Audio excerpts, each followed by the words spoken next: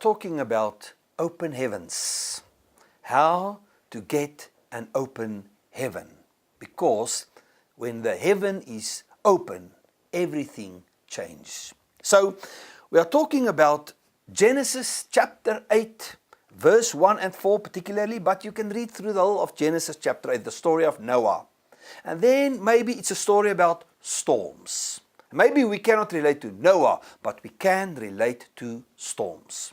We're talking about storms that you think wants to destroy you. And we are talking about a long storm because Noah was in the ark for more than a year. In that cramped space. For more than a year, sharing it with a lot of animals and his family. He couldn't go anywhere. He didn't know how long this storm would last, because that would make it easy. But he didn't know. He didn't know where he was heading. He couldn't see the sun. He couldn't hear anything. He was just lost in this storm. But what he did not know was the storm was leading to a mountain. Because verse 4 says, Genesis 8, verse 4 says, the ark stranded on the mountain of Ararat. So the storm was taking him to a mountain. And on that mountain there was a secret door to an open heaven. Because Genesis 8 verse 1 says, God remembered Noah. He came to a point eventually where he heard the voice of God saying to him, I remembered you.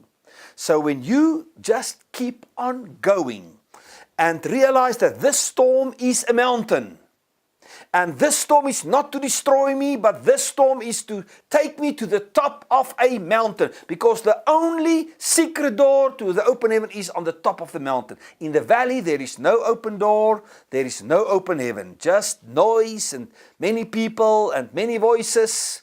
You're stuck in the valley. But if you are climbing the mountain, the mountain will bring you to a place where you hear the voice of God telling you, I will never forget you. I am in charge. I remembered you. And then there are three things that happen there on the top of the mountain. Three things that describe an open heaven. That is the three things that we must discuss tonight to make sense of storms.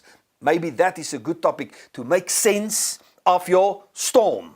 Everybody knows what it feels like to be in a storm. So the first thing is, God sent a wind. Discuss that. What does that mean? Read through Genesis 8. What did that wind do to his storm, to all the water? And how can we relate to that? What is the wind, and how can we apply what happened there to our situation and our storm?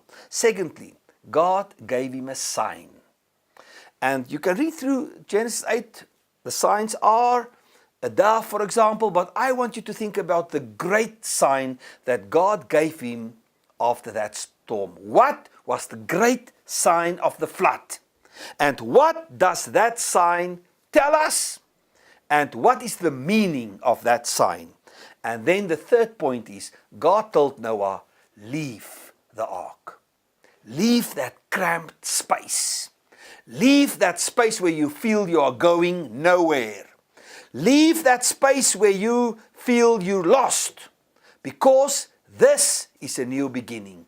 The storm led to the mountain, and the mountain led to a new beginning for the life of Noah. So please discuss that, and then realize the storm is never to destroy. If you hold on to him, you realize the storm is climbing a mountain. And the mountain, if I keep on climbing, it will take me to the top. And at the top, there is an open door. And the secret door leads to an open heaven.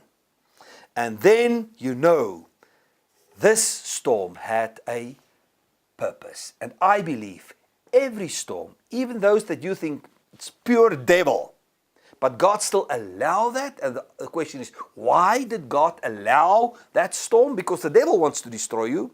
But why did God allow that storm? It was never to destroy, but to take you to the top of the mountain. Please discuss that and see if you can get hope from Genesis chapter 8.